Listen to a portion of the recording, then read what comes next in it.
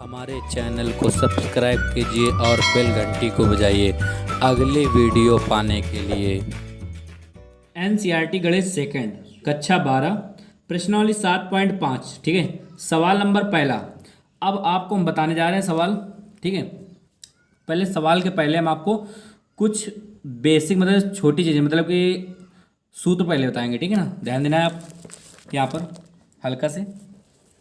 ये हमारे पास है। ठीक, यहाँ पर है आंशिक भिन्न द्वारा समाकलन। ठीक है ना, आंशिक भिन्न द्वारा समाकलन।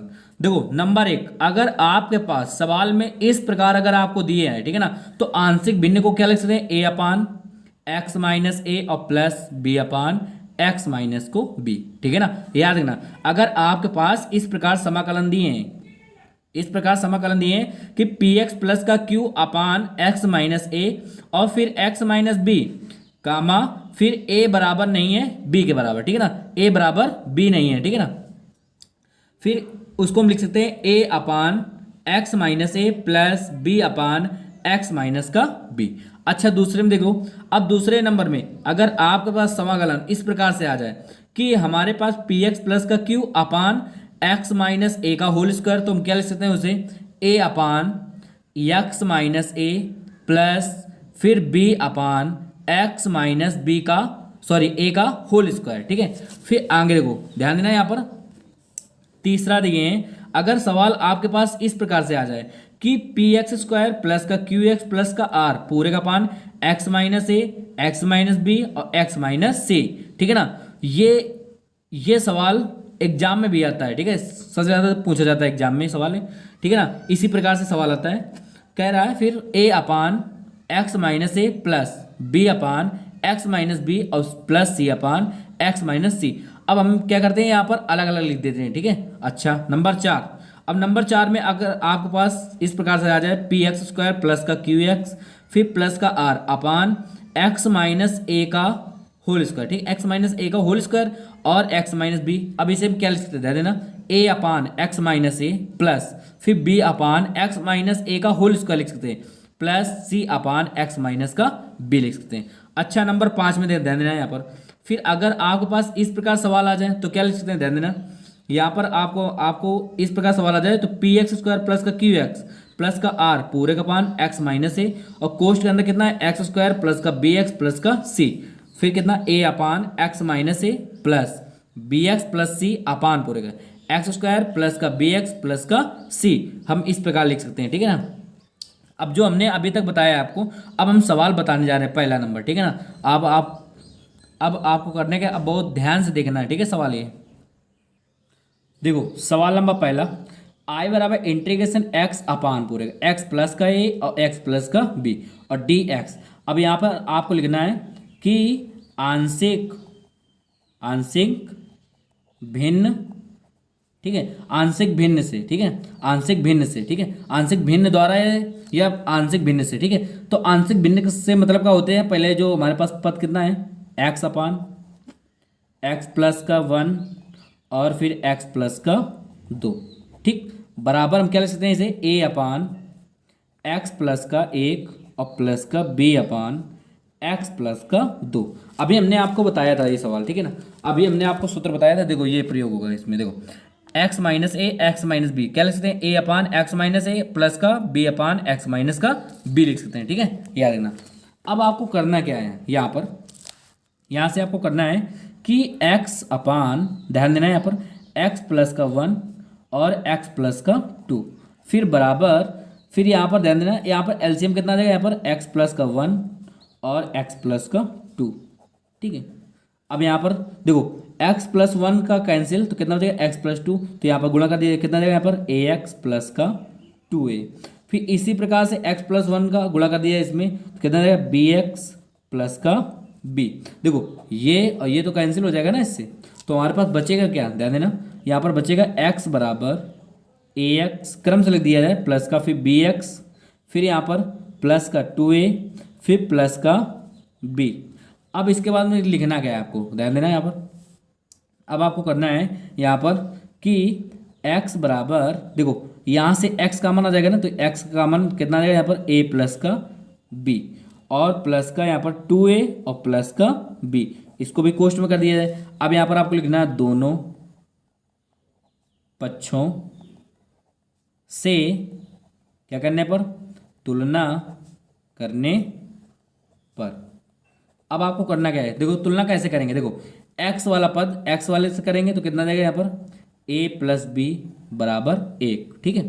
तो यहाँ पर समीकरण फर्स्ट। अच्छा फिर देखो यहाँ पर कितना है 2a और प्लस का b, और इसके बराबर तो कुछ है नहीं ना, तो इसमें तो x पद है नहीं है, तो यहाँ पर अगर 0 प्लस मान ली कोई दिक्कत, तो यहाँ पर कितना जाएगा, यहाँ पर 0 आ जाएगा, ठीक है। तो यहाँ पर कितना जाएगा, ध्यान देना, यहाँ पर आ जाएगा हमारे पास कि b बराबर माइनस का 2a, तो समीकरण सेकंड। अब आपको लिखना है समीकरण, ठीक, फर्स्ट में, ठीक है, समीकरण फर्स्ट में कितने का, ध्यान देना, समीकरण फर्स्ट में सेकंड का मान रखने पर, ठीक। जब समीकरण सेकंड में मान रख देंगे कितना जाएगा यहाँ पर, सॉरी फर्स्ट में रख देंगे कितना जाएगा यहाँ पर, ध्यान देना, यहाँ पर आ जाएगा a, फिर प्लस, अब यहाँ पर b के स्थान पर कितना है हमारे पास 2a माइनस का, तो यहाँ पर लिख दिया माइनस का 2a बराबर 1, तो यहाँ पर कितना जाएगा a माइनस का 2a बराबर 1, तो माइनस का a बराबर 2 में 1 चलेगा, ठीक है, 2a में a चला गया, कितना हो जाएगा माइनस का a और फिर 1, तो a बराबर कितना आ जाएगा माइनस का 1 आ जाएगा, ठीक। अब यहाँ पर आपको लिखना है कि समीकरण सेकंड में a का मान क्या करने पर, रखने पर, ठीक है। जब a का मान रख देंगे क्या हो जाएगा, ध्यान देना यहाँ पर b बराबर माइनस का 2 इंटू a का मान कितना हमारे पास माइनस का 1, तो b बराबर कितना आ जाएगा यहाँ पर 2 आ जाएगा, ठीक है। अच्छा अब आपको करना क्या है, ध्यान देना यहाँ पर, देखो आगे करना क्या है आपको, देखो ध्यान देना यहाँ पर, अगर देखो हमारे पास क्या था, ये था ना, तो हम इसके स्थान पर क्या रख सकते हैं, ये रख सकते हैं कि नहीं रख सकते, ठीक है ना, इसके बराबर दिया है ना, तो ये यहाँ पर रख दिया जाए, ठीक है। तो यहाँ पर कितना जाएगा, देखो ध्यान देना, आई बराबर integration a upon x plus का 1, ठीक है, कोष्ट में है प्लस, फिर b अपान फिर x प्लस का 2 कोष्ट dx। अब आगे क्या करना है, देखो आई बराबर, अब आपको इसको अलग अलग कर देना है, तो कैपिटल A बाहर कर लिया जाए, फिर कितना जाएगा यहाँ पर 1 अपान एक्स प्लस का 1 फिर dx, ठीक है, प्लस का b बाहर कर लिया है, फिर इंटीग्रेशन, फिर 1 अपान एक्स प्लस का 2 और dx। अब यहाँ पर आगे देखो ध्यान देना, यहाँ पर करना क्या है हमें, अब देखो यहाँ पर देखो i बराबर कैपिटल A का मान कितना था माइनस का 1, तो माइनस का 1 इंटीग्रेशन, ठीक है, 1 अपान एक्स प्लस का 1 फिर dx, ठीक है, फिर प्लस b का मान कितना था हमारे पास 2, फिर इंटीग्रेशन 1 अपान एक्स प्लस का 2 और dx। अब यहाँ पर ध्यान देना, यहाँ पर देखो यहाँ पर अगर i बराबर माइनस का, देखो 1 अपान एक्स, अगर मान लो इसे हम t मान लेते हैं तो सिर्फ t प्राप्त होगा यहाँ पर, ठीक है ना, और dx dt हो जाएगा। तो यहाँ पर अगर आपको मानना मान लेना, और नहीं तो सीधे हम देखो 1 अपान एक्स, इसे हम पूरा x मान ले रहे हैं, तो कितना जाएगा यहाँ पर log कितने चले गए x प्लस का 1, ठीक है, फिर प्लस का 2, फिर इसमें आ जाओ, फिर किस में चला जाएगा ये log, किस में चले log मॉड x प्लस का 2 और प्लस का c, ठीक है। अब आगे देखो इसमें क्या लिख सकते हैं, i बराबर माइनस का log, ठीक, मॉड x प्लस का 1 और फिर देखो ध्यान देना प्लस, देखो ये हमारे पास 2 है, ठीक है ना, log का नियम होता है कि हमारे पास एक सूत्र होता है, देखो ध्यान देना, अगर आपके पास, ठीक है, अगर आपके पास a log, ठीक है, बेस e और b अगर चलता तो हम इसे लिख क्या सकते हैं, ध्यान देना, log बेस e और b का पावर लिख सकते हैं a, मतलब कि a वाला जो आगे होगा ना वो घातांक में आ जाएगा, ठीक है। इसी प्रकार से इसे हम लिख सकते हैं कि log, ठीक, मॉड x प्लस 2 का होल स्क्वायर, ठीक है, और प्लस का c। अब इसके बाद ध्यान देना है, अब एक सूत्र का और प्रयोग होगा यहाँ पर आपको लिखना है i बराबर, ध्यान देना, फिर एक का सूत्र का प्रयोग होगा कि अगर आपके पास log a और माइनस log b अगर दिए तो मुझसे लिख सकते हैं log a अपान b, ये लिख सकते हैं, ठीक है। तो यहाँ पर देखो देना log a से मान लेना और log माइनस का b से, तो हम क्या लिख सकते हैं log, ध्यान देना, फिर x प्लस 2 का होल स्क्वायर अपान कितना आ जाएगा x+1 और मॉड प्लस का c, यही हमारा आंसर है। सवाल नंबर दूसरा देखो, सवाल नंबर दूसरा कह रहा है आई बराबर इंटीग्रेशन 1/1/(x² - 9)। अच्छा, हम इसे लिख क्या सकते हैं, ध्यान देना यहाँ पर आई बराबर इंटीग्रेशन 1 इसे हम लिख सकते हैं x-3 और x+3, ठीक है ना, और dx। अब यहाँ पर लिखेंगे आंशिक भिन्न से, ठीक है, आंशिक भिन्न द्वारा, ठीक है, द्वारा से, ठीक। अब आंशिक भिन्न द्वारा से, ठीक, ध्यान देना यहाँ पर क्या लिखेंगे 1/(x-3) और x+3। तो यहाँ पर कितना आ जाएगा, ध्यान देना a/(x-3) और प्लस b/ फिर x-3, सॉरी प्लस का, ठीक है। हमने बता दिया आपको सूत्र पहले से, ठीक है ना।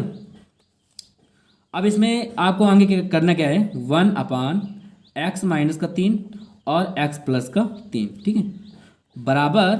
अब यहाँ से इसको इसका एलसीएम तो कितना देगा x-3 और x+3। अब आपको करना क्या है, यहाँ पर ध्यान देना, यहाँ पर करना ये है कि इसका गुणा इसमें, इसका गुणा इसमें, देखो ध्यान देना, अगर इसका भाग इसमें देंगे तो कितना बचेगा, इतना बचेगा ना, तो यहाँ पर कितना देगा ax+3 है, ठीक है।